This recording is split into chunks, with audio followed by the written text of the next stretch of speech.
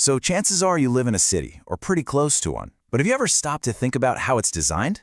Ever feel like your commute just keeps getting longer, or that you have to hop in the car for literally everything? Well, that feeling, it's not just in your head. It's a direct result of how our cities have been growing for decades. Today we're going to break down this huge problem called urban sprawl and explore a really cool idea that could change everything, the 15-minute city. Okay, let's just dive right in with a perfect example. What you're looking at here is the city of Konya in Turkey. See that dense, dark spot right in the middle? That's the historic heart of the city. But all that lighter, web-like stuff spreading out from it, well, that's decades of expansion, a process that really kicked into high gear after the 1950s, pushing further and further into the countryside. And look, this isn't just about Konya. You can find this exact same pattern in cities all across the globe. But this kind of growth, it's not just about a city getting bigger on a map. It's fundamentally changing how we live, how we move around, and maybe most importantly, how we connect, or fail to connect with each other day in and day out. All right, so to really get a handle on this, we need to put a name to it. Urban planners have a term for this phenomenon. They call it urban sprawl. And understanding this one concept is the key to figuring out why our commutes can feel so brutal and why our neighborhoods sometimes feel so disconnected.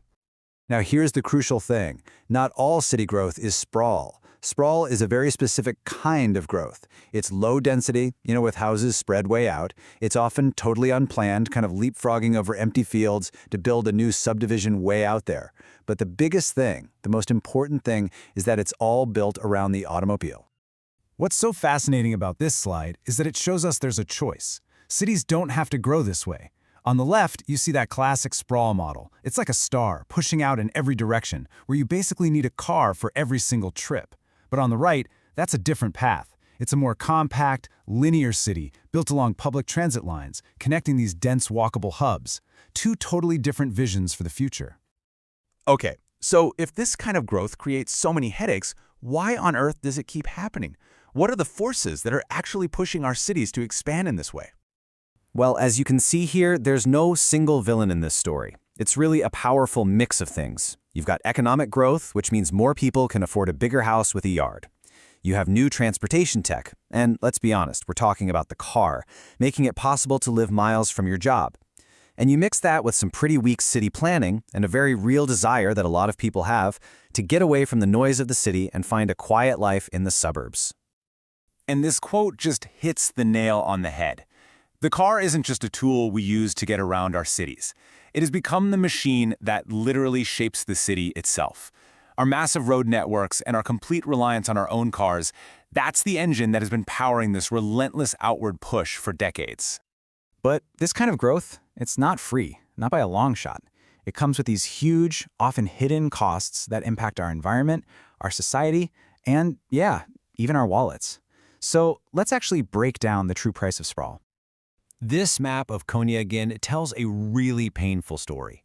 See those dark green areas? That's the best of the best farmland. We're talking class 1 and 2 soil. And now look at the gray area, the city, spreading right over it. Every time that happens, it's an irreversible loss of land we absolutely need to grow our food. And that map isn't just an abstract picture. That number, 15,000 hectares, that's the estimated amount of farmland that's been lost around Konya since the 1970s. I mean, to put that into perspective, that's like paving over more than 28,000 football fields. Gone. Forever. The cost goes way beyond just the land, though. Think about it. A life built around driving from your garage to a parking lot and back again, it just eliminates all those little spontaneous moments, those run-ins with neighbors that actually build a community. And studies show this leads to real social isolation, which has serious consequences for our health. Everything from higher stress and blood pressure to even an increased risk of heart disease. And then there's the money. The economic cost is just staggering. According to one study, if we just adopted smarter, more compact ways of growing our cities, we could cut global spending on new infrastructure by over $3 trillion in the next 15 years. Just think about that. That's money we could be investing in schools, in healthcare, in better communities for everyone. This comparison is just a perfect illustration of the environmental impact. So you have Atlanta and Barcelona. They have almost the exact same population. But Atlanta is the textbook example of sprawl, while Barcelona is famously dense and walkable. And the result?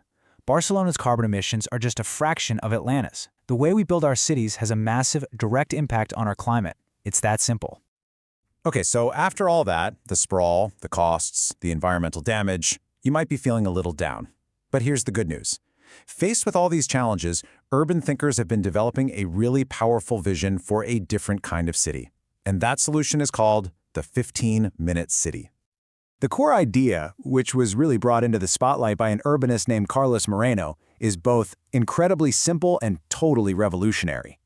It's about shifting our whole focus away from mobility, how fast cars can move, and toward access. The goal is to redesign our own neighborhoods so that everything you need for a good life is just a short, pleasant walk or bike ride away. So how do you make this happen? Well, it's built on 4 key ideas. First, you need smart density, so more people and services can fit into a walkable area. Next is proximity, which is just about physically bringing those essential services closer to where people live. You also need diversity, a mix of housing, offices, and shops all in the same neighborhood. And finally, you embrace digitalization, using things like remote work to cut down on the need for those long daily commutes.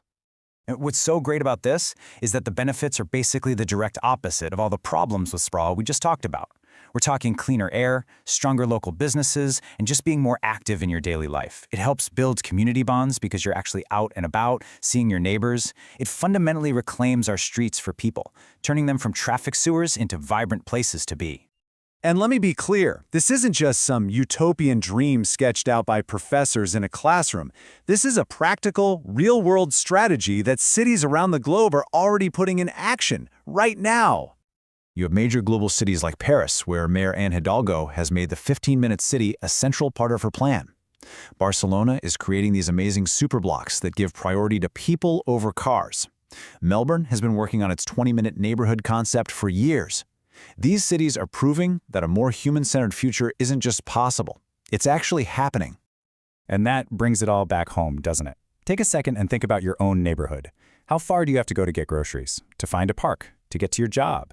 What would it really take to bring the benefits of this idea, that connection, that convenience, that sustainability, to the place where you live? Because the future of our cities might just start with asking that very simple question.